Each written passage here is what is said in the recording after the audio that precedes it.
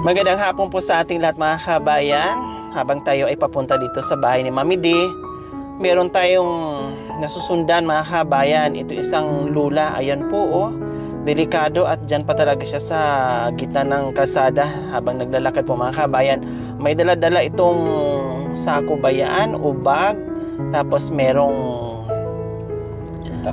itak na dala-dala mga kabayan. Saan kayo pupunta si Lula? Diyos ko po, sa lakad na yaan at sa itsura pa lang ni Lula kit nakatalikod ay talagang may edad na. Kaya ayan po mga kabayan, puntahan natin at kausapin natin si Lula kung saan siya pupunta.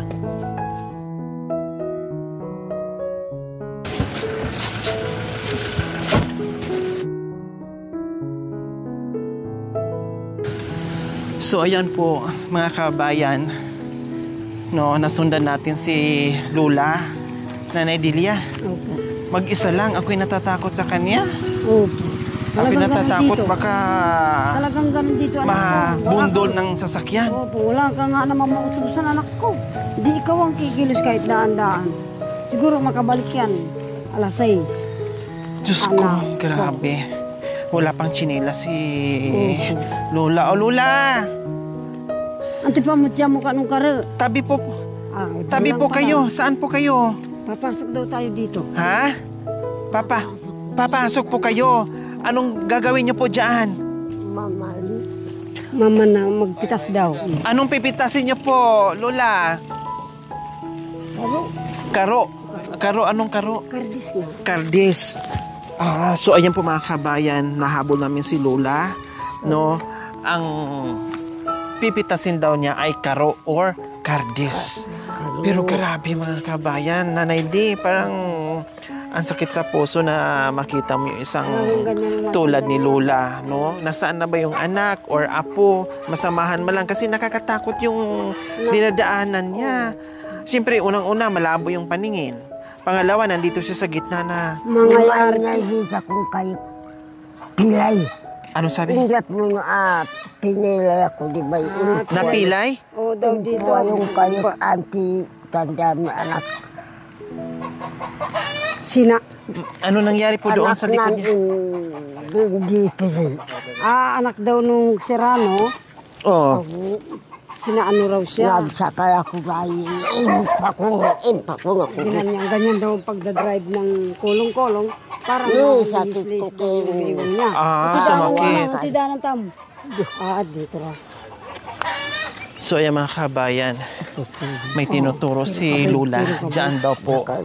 Tabi lang po kayo Lula. Dito po kayo sa tabi. Sabihin niyo po Nanay D, dito sa tabi. Kasi delikado ang bibilis ng mga sasakyan dito. So samahan natin ngayon si Lula kung saan siya pupunta. Kasi may tinuturo siya dyan sa manguha ng kardis. Maring kapuno. Maring din pala ang pangalan. Maring? Lula Maring. Maring kapuno. Ilang taon na po kay Lula Maring? Kubalo. Hindi raw alam. Hindi alam. Nakasukbit yung itak sa likod ni Lula Maring. Ganyan naman lahat anak ko. Baka mamaya mahulog, matamaan. Ayan baka matamaan yung matamaan. Ako rin noon, ganun. Ginaganyan-ganyan. Matamaan yung puwet. Ina nga, bitbitin mo kanong matuloy. Ayan. Ako na po magdala, Lola Maring. Ako na po, baka mamaya mabitawan nyo, masugatan kayo. Diyos ko, dito lang nakaganyan, Parang lalaki si Lola Maring, nakasukbit yung... Lahat ng mga matanda na dapat dito nakasukbit, nakaganyan. Ang sabi ni Lola Maring kanina, malapit lang daw. No? Kaya naglakad na lang kami mga kabayan. Talagang may kalayuan din, no? Mula doon sa bahay nila.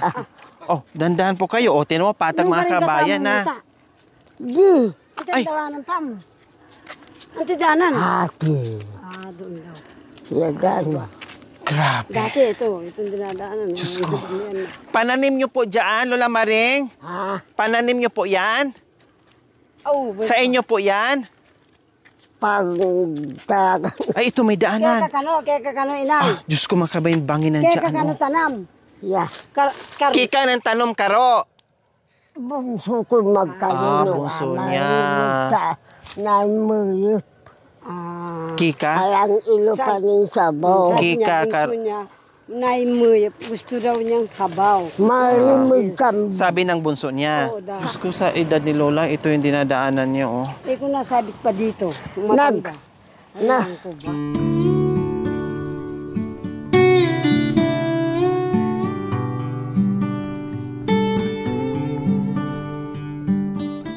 Makikaro. At suke magarang. Sing tatangga. Baru mo pabayubay. Oo. Ya. At Bapa. di pa kadelikado ito, mga kabayan. Sa edad ni Lola, hindi na dapat siya pumunta dito at bababa, akyat baba dito. Dahil madulas, no? At kanina nga, doon patag pero natulisod pa siya. How much more kung ganito yung dadaanan. Napakadelikado po talaga sa kanya, mga kabayan. Pero walang choice. Kailangan bumaba para makakuha ng kardes. At ang bilis pa, mga kabayan, maglakad. Ayan po, oh. So, ayun. Dyan na pala. Yan na yung kinukuhaan niya. Oo. Ari pala, pumunta ng Magalang. Sabi raw, kung gusto, wala kang iulam nanay, kumuha ka doon sa karoko. Sabi ng anak niya. Oo daw. Kung walang ulam yung nanay niya, Kukuha ka doon. kukuha doon. Kaya kumuha kasi walang pang ulam. Wow.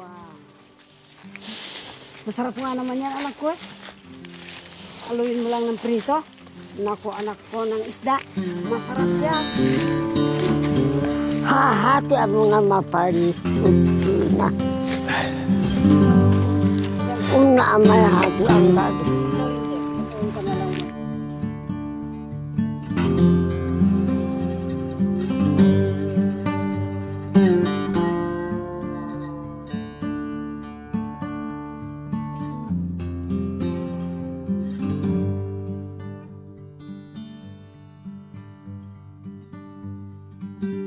Ikan. Lola Maring, ilan po ang anak nyo? Ang kano. Ha? Ilan po ang anak nyo? Daka. Daka anak ko nga. Daw. Marami? Ilan po sa marami? Marami. Ha? Ilan po sa marami, Lola Maring? Ako, mapu. Ay, 10 raw. 10? Mapu. Pangalyaki di sa babae. Ang dami palang anak ni Lola Maring. Pero hindi lang siguro maraming anak to si Lola Maring. Marami ding apo. Di sa babae. Marami. Kasi ako. 10 ang anak eh. Kundi, siyempre, mga anak na mga anak yun. Kundi maraming apo. Sa 10 raw po anak ko, isang babae lang. Puro lalaki.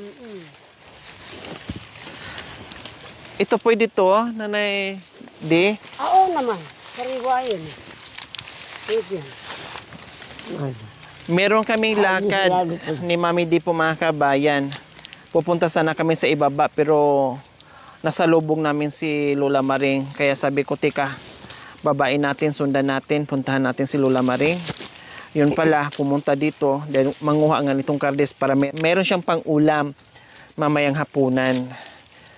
Ay, Diyos ko, ang sakit sa dibdib, mga kabayan, na maraming pagkakataon talaga, mga kabayan, no, na makita natin, masaksihan natin yung buhay ng mga katutubong aitas, ng mga seniors na, no, na talagang patuloy pa rin sa paghahanap buhay o gumagawa ng paraan para merong pangkain. Diyos ko, nakakadurog ng damdamin, ng puso na makita mo yung mga ganitong klaseng pamumuhay, no, sa kabila ng kailang edad. Ito, pilit bumangon, no, pilit maglakad, pilit bumaba dito sa kabundukan para meron lang talagang makuhang pang-ulam nila. Tansya ko po ni Lola Maring, mga kabayan, more or less 80 plus.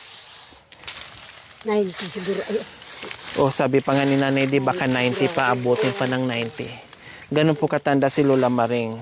Kanina na nga, medyo mahirap doon yung pagbaba. Parang, anong tawag dito? Parang umupo pa siya, no? Parang pagapang style. Kasi nga madulas at matarik yung daanan. Kaya ito yung nakakatakot, no? Dapat sa kanila, bababa o pupunta sa mga ganito, no? Kung di talaga mapigilan, dapat pasamahan ng isa sa mga apo ni Lola, sasamahan dito kasi delikado. Ako'y natatakot kanina sa daanan, yung dinadaanan niya, natatakot talaga ako. Kasi nasa gitna siya, tapos ang mga dumadaan na sasakyan dyan, ang bibilis ang tutulin. Kunting bundol, anong mangyayari kay Lola Maring? Delikado. Lola Maring! Lola Maring! Pag kayo ay naglalakad dyan sa kalsada, dahan-dahan po kayo, tumabi lang po kayo ha. Huwag po kayong dumaan sa gitna kasi delikado po. Baka mamaya, marami pa namang liku-liko dyan. Hindi kayo mapansin ng motor. Biglang mabundol po kayo ha. Maintindihan ko. Oh. Ingat po kayo Lola Maring ha. Ingat ko ba man ha? Maingat. Tatakot kami kayo sa kayan. Wapin, mag-ingat ka pin nung lalakad ka. Oo. Bago ko. Nung umakad Agyang ko. balo mo, Parang sabi ni Nanay Di, no, nasaksihan niya na talagang nung malakas pa ito, napakasipag. Kita nyo naman mga kabayan, no? Nakuba na si Lola, bukod doon sa katandaan niya, may osteoporosis na. Ito din yun, no? Naging cause doon sa pagiging masipag yan noong araw, nung malakas pa siya, kung ano-ano na lang sigurong ginagawa ni Lola Maring. Pagtatanim, pagbubuhat, lahat na lang siguro ginagawa ni Lola Maring. At alam ni Mami D na talagang masipag si Lola Maring. Mo pakamara na di ay mo. Oh, yeah. Kaya pinaglaylay ka kanubaman. Ito muna yung kotse, baka magbuntin yung matanda. Baydo. Teka, bababa ako. Baydo ya. Oh. Ano kasipag si Lola Maring noon? Ako po, magdala. Kabila ng ilog anak ko. Take pa ako. Saan ka galing nanan? Sabi ko, nag-ano ng kamuti. Maraming kamuting tanim niya noon. Meron daw tanim. Ganun po kasipag si Lola Maring noon. Masipag. Yan ang kamuti ng anak niya, kaya lang wala yung anak niya. Ito ibig sabihin, ito dito nagtatanim si Lola Maring Mami D. Ito, dito. Kasi ganyan ang ano niya, hindi na niya siguro. Minagyuda, inang kong maglipay Hanto. sa Blabulo. Do. Oh. Opa. Ayun, akin na mama ko, Bedo. Hindi kapiumat bayo. O, tingnan mo. Nakakatawid pa po ng ilog. Saan? Pababa dyan sa sinasabi ko matari. Pababa. Tapos, doon sa kabilang bundok na yan, yung dito sa paanan ng bundok na yan. Nakakarating pa si Lola Maring doon? Oo. Anong ginagawa po niya doon? Marami din daw sa Kabong. sa kakamuti. Kitang kabong. Siya lang mag-isa. Oo, kahapon daw. Galing daw doon. Ang layo-layo nung pinuntahan natin, Mami D, ha? Masipag ah. Hindi po kayo natatakot mag-isa lang, Lola Maring? Nabababa ng ganun kalayo at kadalikado? Ari ko. Hindi daw. Ari Nasa ko. ilog ako, anak ko, maliit pa si Kurug. Ganyan yung wali mong kapatid mong Kurug, ha? Hay, nanay mo, antido. Nandoon. Tapos, magbibigay ng kamuti yan, anak ko. Naiya naman ako. Sabi ko, kain dito, nanay. Hindi, kumain na ako doon sa taas. Sabi. Ang daming kamuting binigay sa akin, isang supot. Hindi pala madamot si Lola Maring. Madamot yan, anak ko, Ay, Ay, Diyos ko. Kaya nga mga anak tayo ng marami para pagtanda natin, meron tayong aasahan, merong titingin sa atin, merong magaguide sa atin, meron tayong tawagin, kaya mag-anak ng marami para magkaroon ng maraming apo. Tapos ang ending, para wala ding anak. alika. Pero ako, anak ko. Ay, Anak ko, sakit sa damdamin. Bakit ganon? Naaasar lang ako itatong mungedi.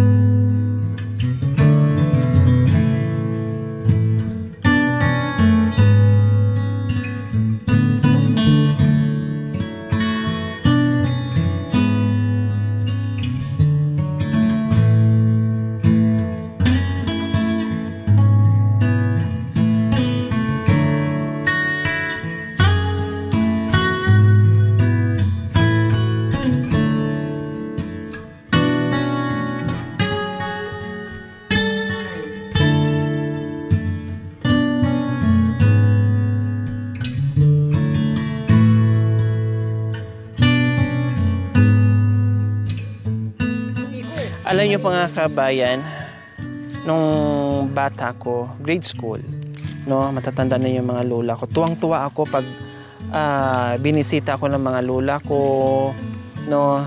Tapos minsan sinasama ako sa bahay nila. Tuwang-tuwa ako mga kabayan. Love na love ko yung mga lola ko. May ano nga ako mga kabayan kumbaga may konting regrets kasi sabi ko, sana noon na ganito yung buhay ko mga kabayan at malaki na ako, yung talagang alam ko na yung buhay-buhay, no? Sana buhay pa sila at nabigyan ko sana na kahit papaano, napatikim ko kung ano yung mga binibigay ko sa mga seniors at pagmamahal, no? Maibigay ko rin sana ng buong buo doon sa mga lola at lolo ko. Kaya lang, bata pa ako, namatay sila ng maaga, kaya hindi ko nagagawa kung ano man ang nagagawa ko ngayon sa mga lula, sa mga seniors, doon sa mga lula at lolo ko. Kasi sabi ko nga, kung pwede nga lang maibalik yung panahon na mabubuhay sila muli at ganito na yung edad ko at ganito na yung pamumuhay ko. Kaya nagiging malapit ako ngayon sa mga seniors, sa mga matatanda. Sila yung dapat hapon, yung buhay nila na kailangan ng kalinga, kailangan ng pagmamahal, no? Na minsan ay maraming anak pero naabandona, no? Nakukunti na lang ang buhay na natira sa mundo. Kaya kailangan, no? Kailangan ng kunting panahon para sa kanila kung ano yung buhay nung bata tayo na sila nag-aaruga sa atin, no? Kumbaga, pagdating ng panahon na matanda na sila, kumbaga yun yung time na masuklian mo, na maalagaan mo rin sila at maipadama mo rin yung pagmamahal. 'Di ba? Kasi hindi na rin nila kaya alaga yung sarili nila at oras na para tayo naman na mag-aalaga sa kanila. Kasi nung bata tayo, na hindi rin natin kayang alagaan yung mga sarili natin, sila yung nag-aaruga. Sila yung nagbibigay ng buhay natin, no? Para humaba yung buhay natin, mabigyan tayo ng magandang kinabukasan. So, sana pagdating din sa katandaan tulad nila, bigyan din natin ng oras. So, yun yung pinaka malaking pinanghihinayangan ko, no, na minsan ini-imagine ko sana, sabi ko lang, sana ay buhay pa yung mga lolo at mga lula ko, no? Kasi naramdaman ko at pinadama sa akin nung bata pa ako, talagang love na love ako ng mga lula at lola ko, no? Meron pang isang lola ko na dalawa talagang lola ko mga kabayan, na pag yung pag nagbabakasyon ako noon sa probinsya, tapos pag uuwi na ako, iiyak. Pero nag-iiwan ako ng pera. Sa bagay, yung isang lula ko ay mapera, pero yung isang lula ko talagang kayod kalabaw din, no, sakripisyo bago kumita ng salapi, no, umiiyak sila, iniiyakan nila ako, no, pag babalik ako ng Maynila o lalayo ako sa kanila, iniiyakan nila ako. Talagang nararamdaman ko ng sobra yung pagmamahal nila. Pagmamahal ko kasi wala na akong mga lula at lolo, no, parang dito ko nilang ibinuhos sa mga tulad nila, na pag meron ako nakikita na talagang dinudurog, kinukurot yung aking puso. Anong ginagawa niyo po, Lola Maring? Ha? Anong ginagawa niyo po dyan? Kamuting gapang. Kamuting baging, meron po bang laman? Parang wala naman. Dito. O, kumusta yung pangunguha niyo po, Lola Maring? Kumusta ang pangunguha niyo ng kardis? Okay na? Okay na po ito? Tama na? So, meron siya nakuhang mga kabayan. Kawawa naman. Kapiranggot na Dagdagan ko pa mo. Dagdagan nyo pa? Wala nang bunga. Tama na kasi hapon na. Magabihan tayo. Ang gaya ka rin. Huwag na po. Kasi malayo na. Baka hingali at mapagod kayo. Anong oras na? Mamaya hindi nyo mapansin. Gabi na pala. Tapos madilim na. May hirapan kayo. Hapon na po. Mabundol da ka rin. Opo, delikado. Anong ulam nyo po mamaya sa bahay nyo? Wala, kaya kumuha po kayo nito. Kaya nangalap po kayo.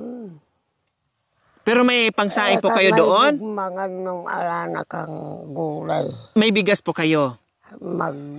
Nasi. Meron. May bigas? May nasi po kayo doon? Nasi. Meron. Dilag ka na si Baydo ka mo yo. Ay, wala na. Wala ng bigas. Gikak niya mo. Kunti na lang daw. Kukunti na lang. Kukunti. Ang problema ngayon ni Lola Maring po mga kabayan, no? Wala siyang ulam, kaya bumaba dito. May kunti siyang bigas Ay, napo. na natira. Ay, napo. So ngayon po, wag na po, sa inyo na po yan. Wala na pa. Inaalok din tayo mga kabayan, no? Wala na pa. Na dagdagan daw nitong pagpitas kasi ipapadalhan tayo. Sabi ko wag na kasi marami pa namang binibigay sa atin. O sige, ito bigyan kita ha. Bibigyan ko po kayo pambili ng ulam sa kabigas ha. O ito, 1,000.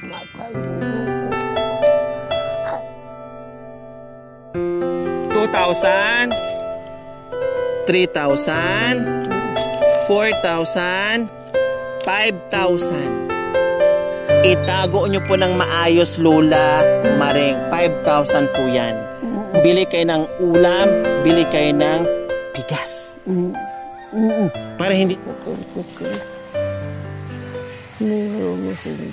Masaya na po kayo sa natanggap nyong pera? Masaya po kayo? Oo. Ihatid po namin kayo ha. Ihahatid po namin kayo doon, pauwi sa inyo, sa bahay nyo. Opo. So ayan, maraming salamat po sa walang sawang pagmamahal. Nanay Paz Samutsari, ayan po mga kabayan, may YouTube channel po ito. Please bisitahin at supportahan po natin. Nanay Paz Samutsari, yung kanyang YouTube channel. Please bisitahin at supportahan po natin ito. Yung ating pioneer sponsor na mula noon hanggang ngayon patuloy sa pagmamahal, no, patuloy sa pagbibigay ng biyaya para sa mga kabayan natin na tulad nila. Tara, uwi na tayo kasi hapon na. Okay. Ano kita nasa ulay bitis ko?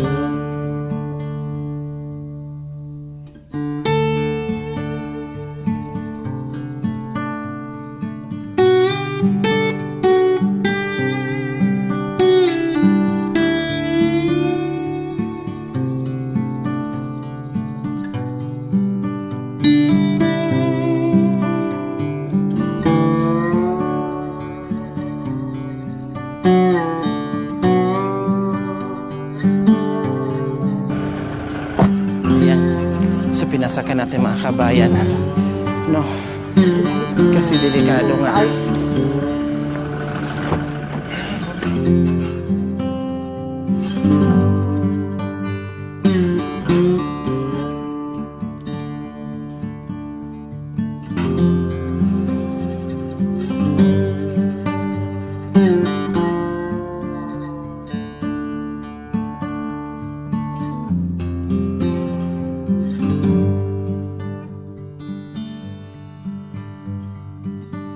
Kaya pa nga sana niya sumakay.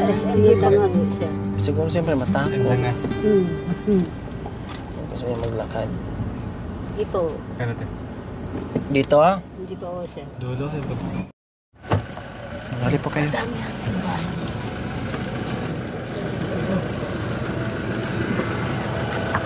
So dito po mga kabayan yung bahay na tinuturo ni Lola. Ito po, bahay po ito ng kanyang anak. Opo. So at least nahatid na natin mga kabayan at panatag na ako na makarating si Lola Maring ng maaga. So ito po yung bahay ng kanyang anak na tinitirahan. Wow, ang sarap naman dito mga kabayan. Oh, ang laki ng upuan. Walang tao po dito ngayon. Walang tao. Walang tao. Kayo lang. kami ang pong babae, asawa ng Edwin. Ang tingay Indura. Ang tingay Indura. Apo niya, mama, papa mo saan? Ang tingay sa Indura. Nasa bundok? Nasa bundok ang papa. Nasa bundok na papa niya. Walang anak ng Edwin. Opo, apo niyo. Daka. Okay, sige. Di na ako magtagal, ha? Itago niyo po yun, ha? Oh, dito na ako, ha? Huwag na kayong lumakad, huwag na kayong bumalik doon. Ha? Okay, bye-bye. Bye-bye po. Salamat anak ko. Salamat. Opo. Indong ko. Huwag na kayo maglakad doon na mag-isa lang, ha? May apo pala kayo dito. Magpasama kayo pag pumunta ng bundok, ha? Magbalik bagi. May awa ang Panginoon, makakabalik ako dito. Basta, pangako nyo sa akin, huwag na kayo aalis na mag-isa lang kayo kasi delikado. Ha? Okay. Itago nyo po yon, ha? Oh, dito na kami. Bye! Anong sabi niya, Mami D? Salamat sa Indo, ano? Indo ko. Nanay ko, gagawin ka raw niyang nanay niya dahil ikaw lang daw ang nagpasaya ng puso. Indo, ibig sabihin Indo. Oo, nanay. Nanay. Tinatawag kang nanay. Babalik na nga. Tinatawag kang nanay. May kanya may isip ko. Ako pa ang naging nanay ngayon. No? Daka, salamat. Okay, bye-bye. Bye-bye. Ayan, nakangiti din. Thank you for watching. Don't forget to like, share, and subscribe.